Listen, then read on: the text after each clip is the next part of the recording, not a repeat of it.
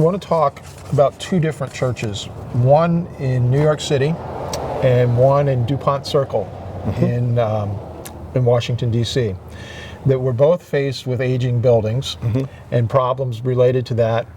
And they tried to come up with the same solution, but because the church in New York City was designated as a historic landmark, they couldn't replace it. Whereas in DuPont Circle, they were able to sell the church building to somebody who built a high-rise for people who worked in Washington and would come in, and they had a service place within the high-rise. Those are unique solutions to a problem that seems to affect or impact a large number of urban churches.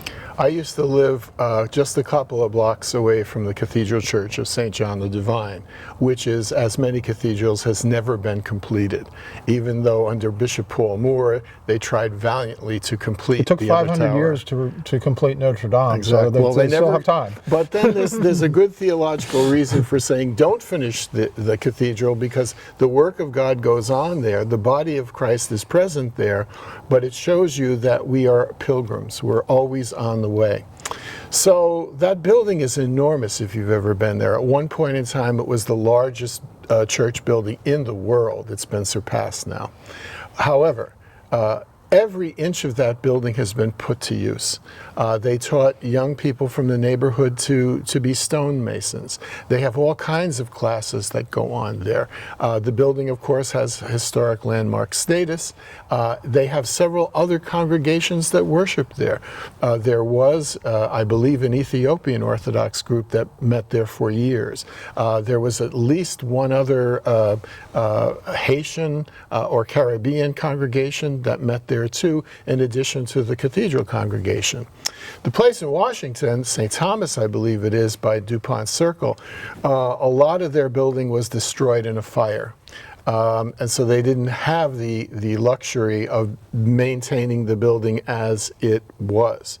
What they decided to do... What they had was a very valuable piece of real estate. That's exactly what they had, and they took that and they dealt with a developer called Zeus, of all things, like the main god in the Greco-Roman pantheon.